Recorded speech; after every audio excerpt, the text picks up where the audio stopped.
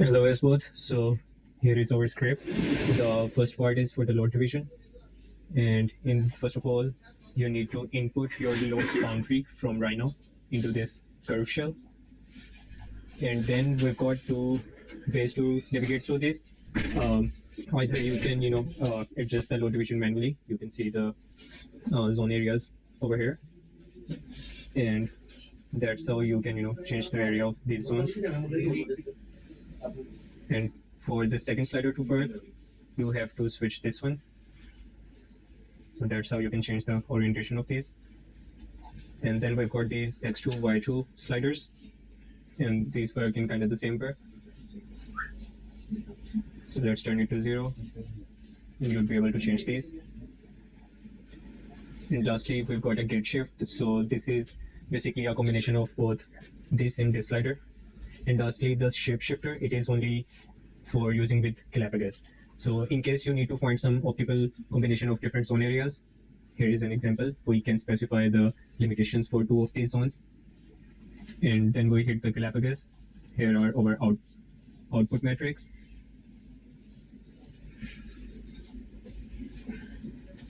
So when we, in the Galapagos, for this one, we need to minimize our fitness value. Let's check the solver.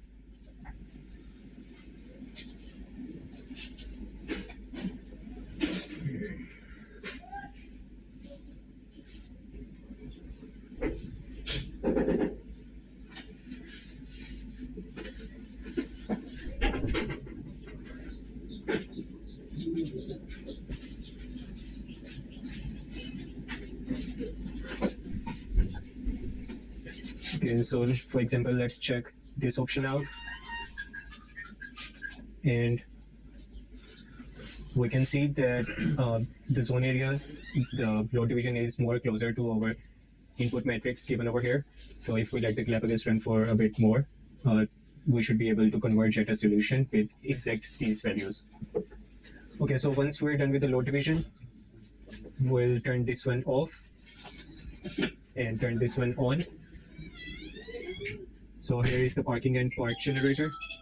We can shift the parking load between these zones using this slider.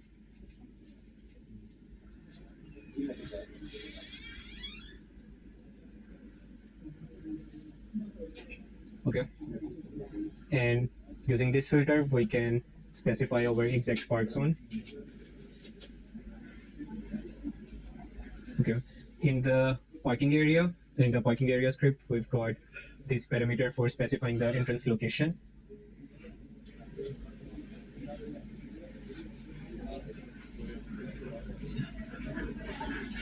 And you can increase the length of this entrance to properly create an exit way as well. But let's say for now we only have a single way entrance. So these are some of the parameters that you can set. For example, the width of this road.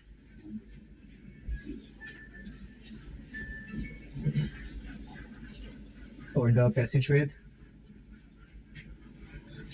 And you can even specify the gap between these lots.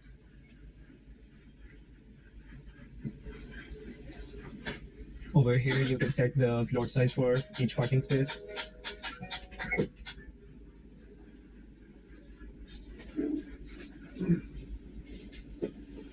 And then we've got this option for these dividers as well.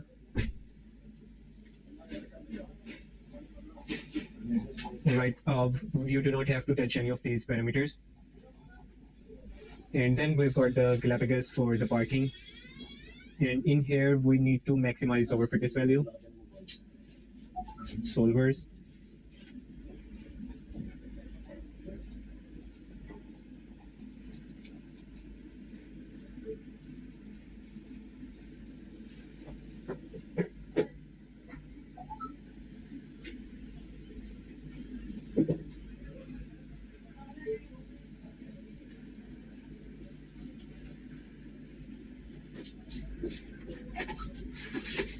So by using this method, you can find out the maximum numbers of parking spots that we can fit in our lot.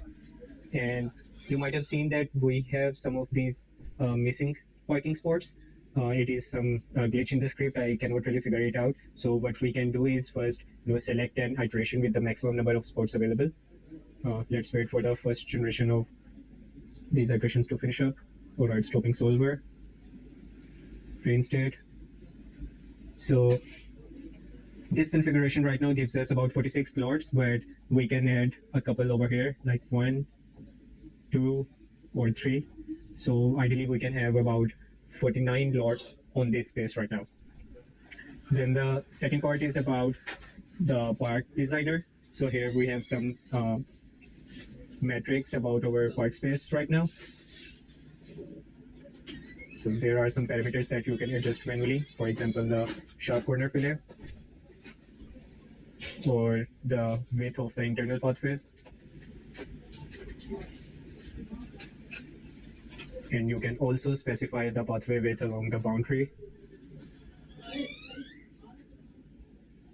And the only parameter that you need to focus on for this one is the required green area percentage.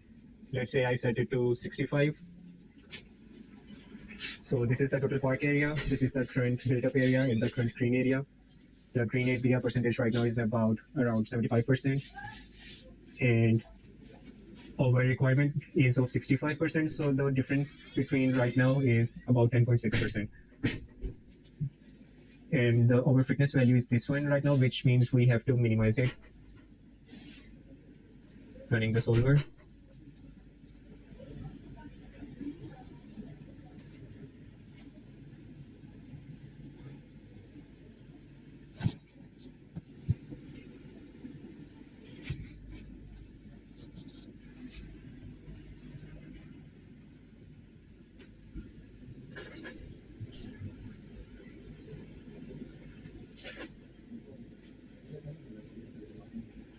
Okay, so in this option, we have a green area percentage of 65.1, which is a tiny bit more than our requirement, but I think that's fine. And yeah, that's it. These are the chunks for park as well as parking designer. Now, once you approve the first milestone. Hello there, and welcome back. So here is our fourth step of the building chunk. So here we have, first of all, we have the parameters for the offset. As you can see, our building cannot, be on the whole plot, so we need to give offset from all the sides.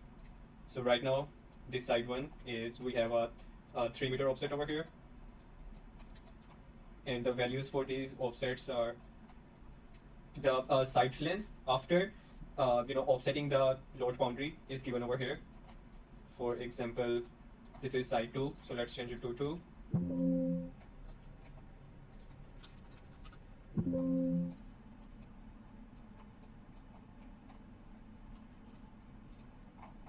All right,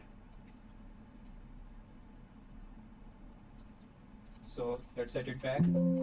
So when you use this offset input, you can check your total load area as well as the covered area after offsets. All right, then we've got the whole zone metrics as well as the floor zone metrics. So this script where generates the volume based upon 2 different zones. So the first zone is the mass division. So the division by switching the division axis, and when we turn on the zone switch, you can see that the grid will change its place. 0.25. All right, and this is the zone 1. You can see right now ground floor height is 3.8 and rest of the floors are 3.2 meter high. We can change this, and we can also change the number of floors. And for this volume 1, we have these metrics. So we've got floor count of 3. Per floor area is 335 square meter. Total floor volume is this, and this is the individual floor volume. We can also add another metric over here for the total floor area in this zone, which would be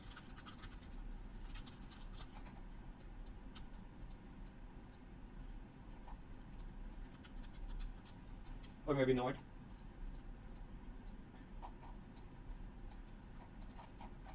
And then we've got the volume to whole. So it is right now divided into this grid. Each grid is 1 into 1 meter square, and we can switch the preview of grid, right? And we've also got the hole height. Let's set it to 10. And I have also added some extra parameters for adding floors above this hole if you want. If not, you can just set it to 0. And this is the per floor height above the hole. In the matrix, we've got x and y count, which is the count of the grid cells in both directions. So right now it is 28 into 36. The total number of cells in the grid are 1008. So here is the total volume and the overall covered area of the hole, and then the total volume of this space. Okay, so it's pretty straightforward. If you've got any more questions, you can hit me up about that.